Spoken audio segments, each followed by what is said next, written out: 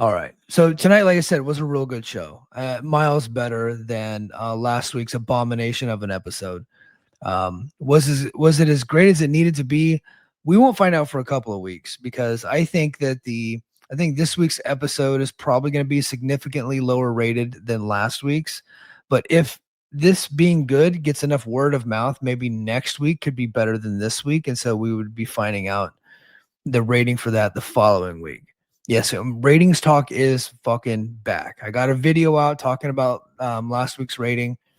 Next week on this episode, I don't think I'm gonna do like a special video every time we get a different rating unless it's significant. But I will be talking about the previous week's ratings every week right here on Brace for Impact. So just like, beware. Like the ratings talk is coming back. It is not the end all be all, but it is a data point that we get access to in a business that we really don't get a lot of access to data, right? We don't get the pay-per-view buys. We get ticket sales now and we get ratings, and that's it. So we got to talk about it. We're going to talk about the business of TNA and what's working, what's not working. I like those numbers mean something. Okay.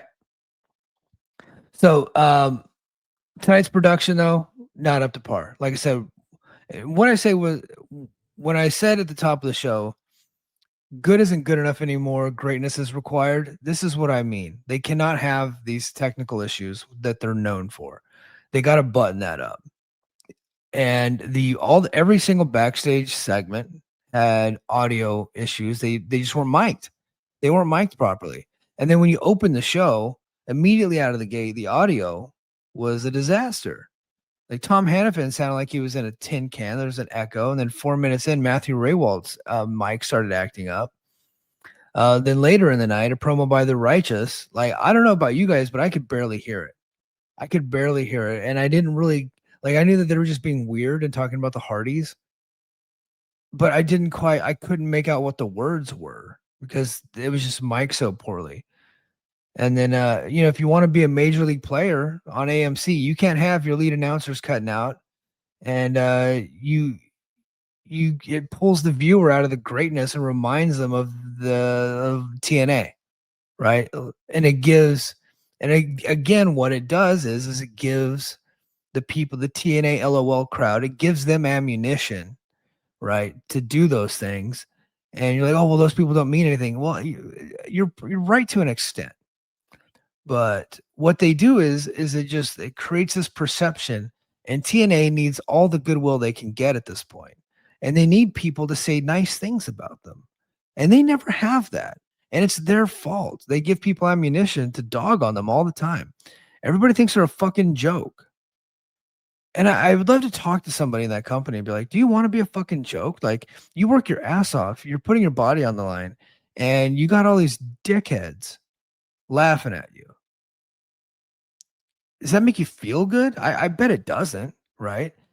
And so and it's small minor issues like this. Like for me, I notice them, but it doesn't take me out of the show completely, right? Although I was frustrated with the Righteous promo, but the good news was, okay, despite that, I thought that the action was good. I thought the promos were pretty good. Some of them were a little cringy, but I think that's the Elegance brand. I think that's the point. They're supposed to be cringy, right? That's the gimmick. But overall, the action was good, and it started right away. So we opened the show, and we're like 4 minutes in, and Carlos Silva gets introduced to the crowd. This guy loves being on TV, man, and it's irritating to a lot of people, and I just find that hilarious because I don't think he does anything like offensive on television. But we all see where this is headed, right? He's going through a table at some point. There's already rumors that Bully Ray's coming to the company. He wasn't there at the tapings, but I think they want him in creative, and they want him to be a producer, and they want him to help out. And he's going to put Carlos Silva through a table. It's going to happen. So just like it's happening. But yeah, he opened the show, and it was more like a welcome thing. It was wholly inoffensive, but people don't like that. So it is what it is. But then we went right into what they should have done last week. Just two really good pro wrestlers, like in their prime, having a really good pro wrestling match. when I was watching it, I was like, God damn, Cedric Alexander's so good. And Moose is so good. Moose might actually be like a real bad guy in real life.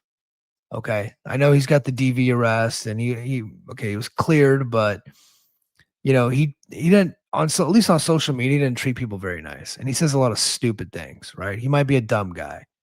So I think it's a high probability this guy is like not good. Okay. But what he is an amazing professional wrestler. And nobody wants to give him the credit because of how he behaves, right? And that's a shame because he's so good. And Cedric Alexander is fantastic. And Moose is becoming such a good babyface, which is difficult because, like in real life, he appears to be the opposite. But he sold his back injury like he was fucking Ricky Steamboat. He sold it so well, and I talked about this on the Genesis recap. He sold it so well that I had DMs telling me, "Oh man, it sucks. Moose is hurt." I'm like, "Bro, he's working." But Moose sold the back injury from Genesis. He's also been teasing it online. The first 5 minutes were a bit slower, like storytelling. Moose selling the back, Cedric Alexander attacking the back, and then they got at one point Cedric Alexander hit a Spanish fly, and then Moose got him into a power bomb, but Cedric rolled him up for a pin there. So Cedric gets the win, but Moose is hurt, right? So that's the story. And that plays into the system beatdown later. Moose is hurt and they think that he's done, so they need a replacement. So they get the guy that just beat him, right? Like, okay, well, shit, that actually kind of makes sense. It's like, okay, fucking kudos to you. That I was like, you guys actually did something reasonable that makes sense. So, like, awesome, right? So that was I thought that was really good there. Okay. I gotta scroll up on my notes here. Sorry. My notes got a little bit jumbled. I apologize. Um so we got Moose and then next up we got the Mike Santana promo. He brought a chair. He comes with the audience, obviously. He brought a chair and he's discussing his real life struggles with addiction. And then he plays some emotional audio of his father saying, essentially saying that he belongs here. And I thought it was a really good quote. It's like, you deserve to be here. You belong here. You've worked hard for this. It's your time. And it was like a voicemail that his father left him before he died. And that'll bring a tear to a glass eye right there. That is some pretty hard hitting stuff. Santana's a great world champion because he's authentic. When he did his promo tonight, I believed every word he said, and you don't get that a whole lot from pro wrestling anymore. Mike Santana believes everything he's saying. He's real. Most of these guys, they're playing fictional characters on television. Mike Santana doesn't come across as that. Mike Santana is like an authentic babyface world champion, an everyman, authentic babyface world champion that's gone through some shit. That's battled addiction. That's battled injuries. Battled depression. Right? I thought he nailed this promo. It's one of the better promos I've seen in a long time, and I've seen a lot of good ones lately because I've been watching some classics. And I think that Mike Santana could have hung with any great promo of any era. And that's a bold statement, but I'm saying it. He could. He's great. He's a great world champion. And to everybody, that while he was in AEW and he was, letting it be known that he was unhappy there and he wanted out, and the people that ridiculed him and said that you just need to hold the tag rope, boy. You guys have never done anything significant in your lives.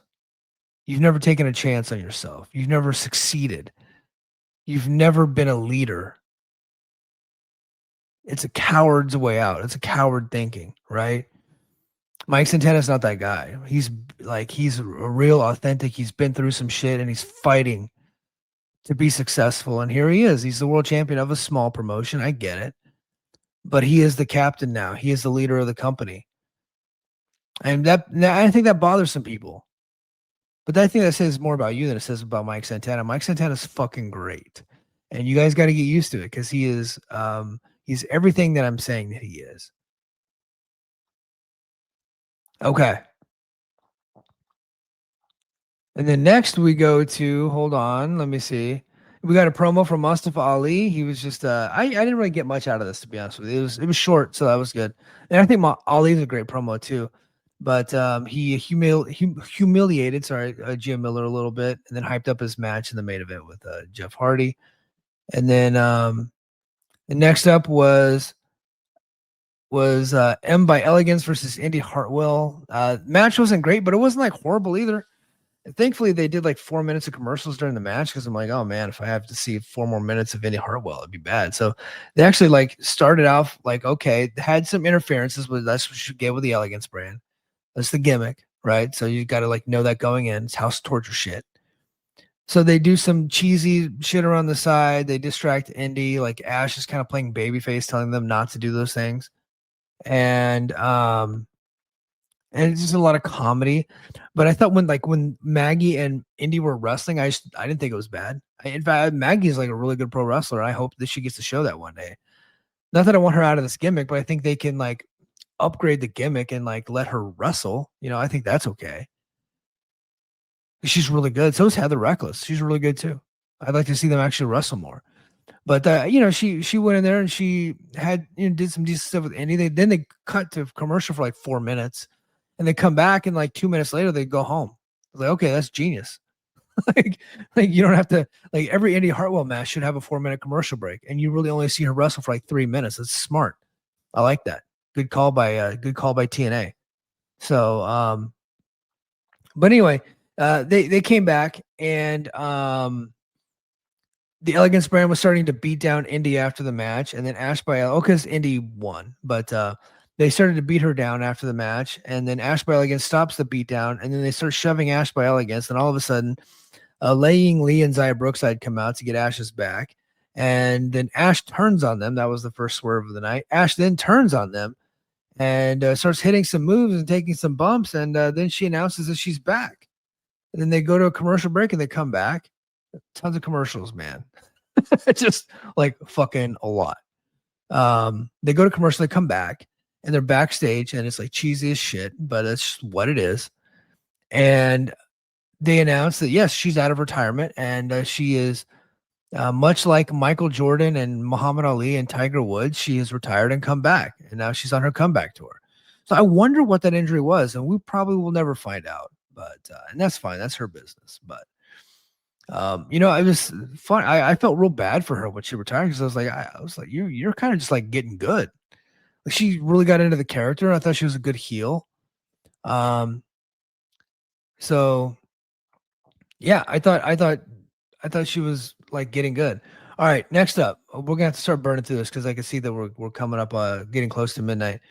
So next we got Feaster fired. It's a Rich Swann, Macklin, AJ Francis, Hodgson, Schuyler, Mance Warner, Hometown Man, Eric Young, and then of course the returning Trey Miguel, who we talked about earlier.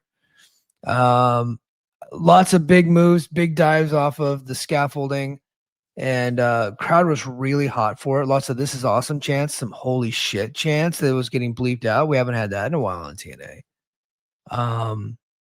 Hometown Man ended up getting a case, but because my like full disclosure, my prediction, like my first official prediction was Steve Macklin gets fired, right? And then when they said that Hometown Man was going to make it back because his visa's squared away, so he's back. Everybody else should be back at the next set of tapings. But I was like, okay, well, they announced him as re-signing last week, and that makes no sense. Like, you don't need to announce that. Like, where was he going to go? It's like, no offense, I like him. He seems like a good dude. It's like lower card comedy, but he's fine.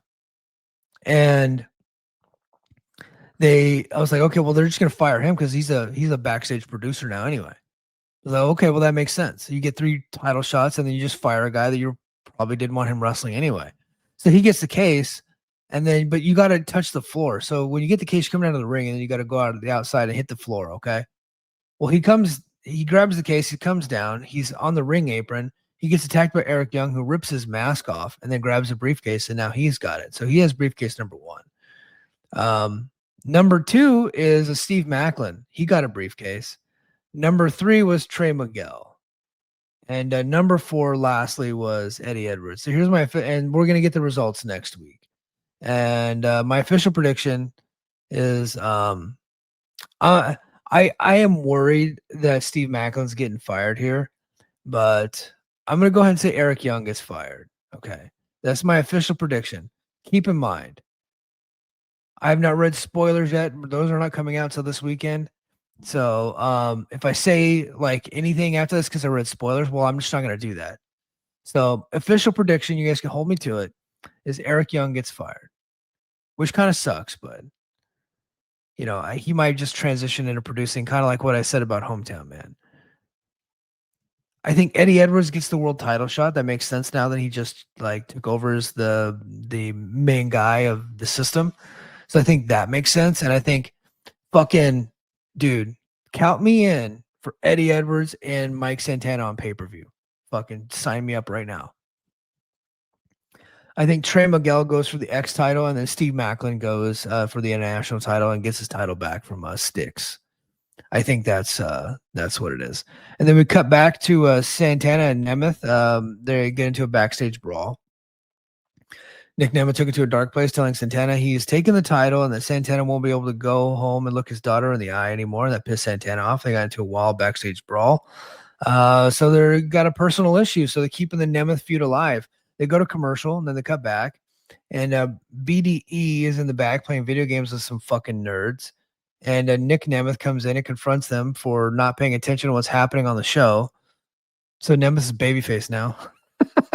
and calls them like marks for playing video games during the show. But BDE didn't back down, said, hey, I paid my dues. And why don't we have a match next week? And so Nemeth took him up on it. So we're getting that match next week. And then Elaine Black comes out and says that she's viral and she's taking the KO title. Short and sweet. Didn't say much.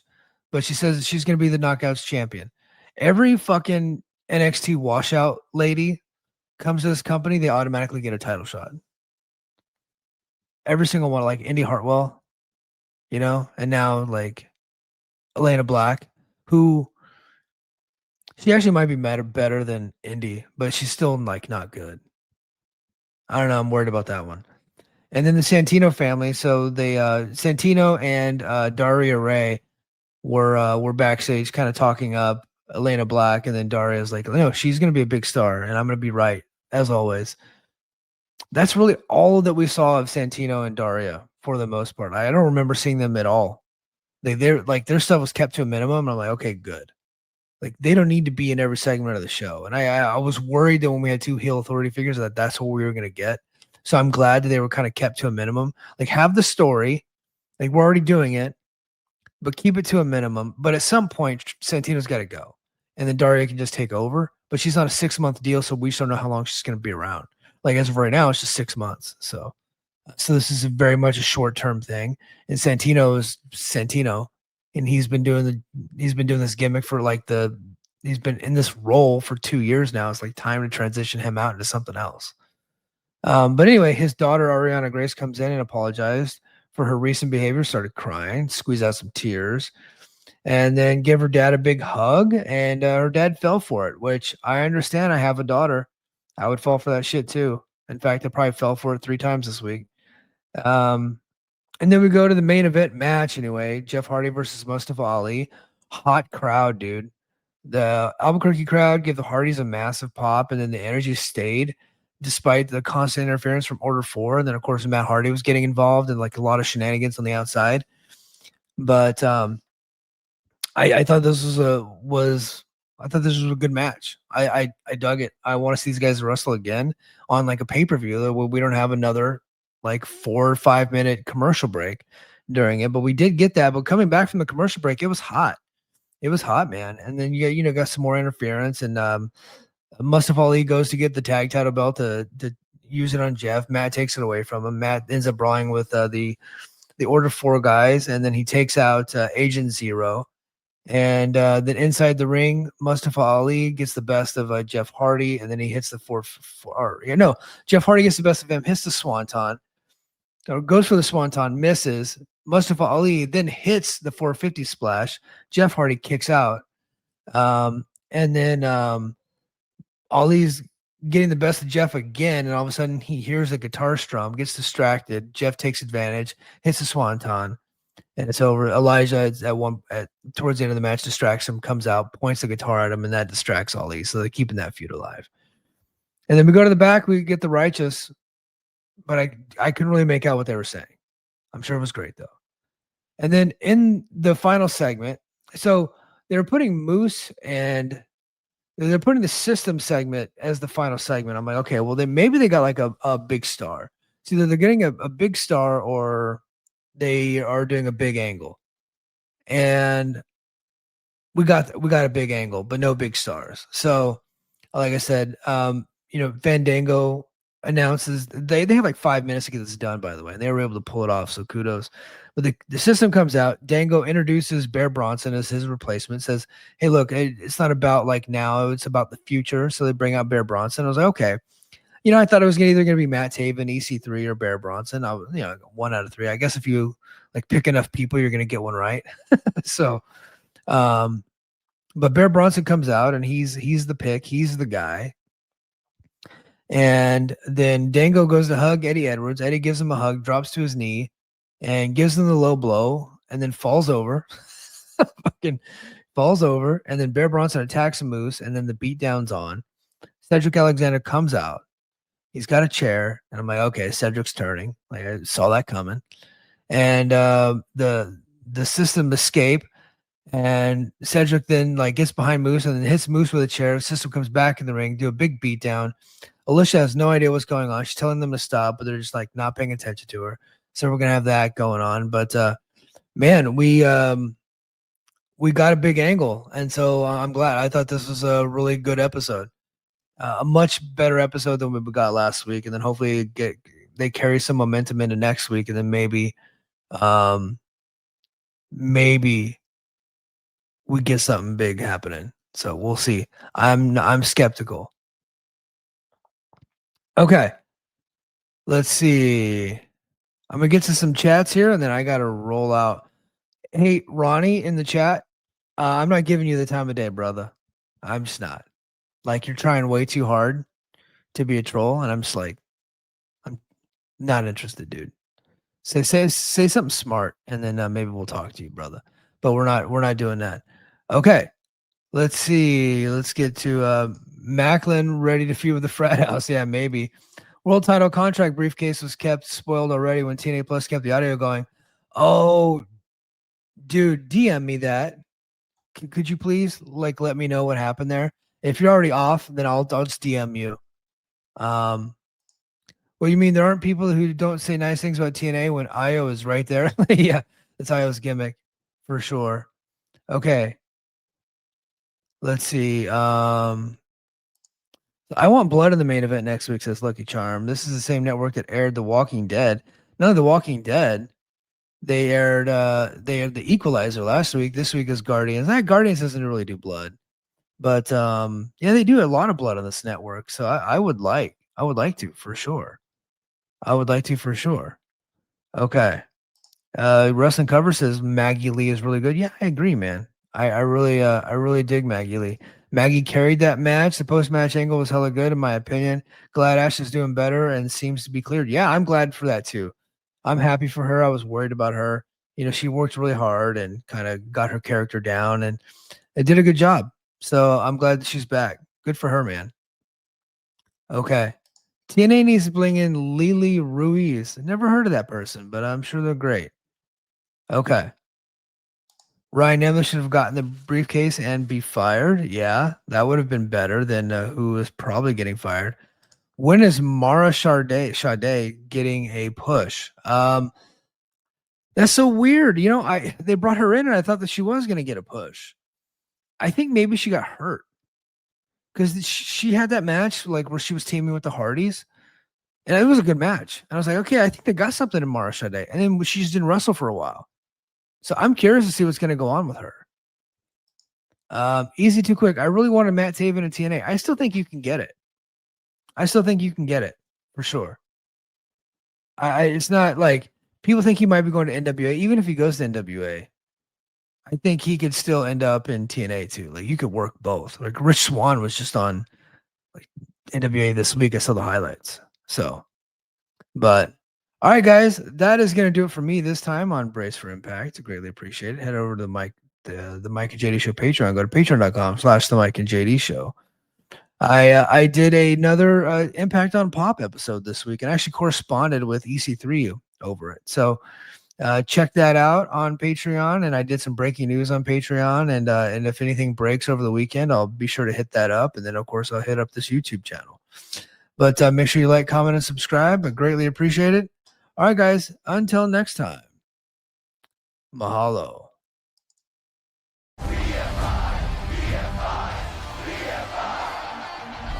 Brace for impact. Cross the line. This is my destiny.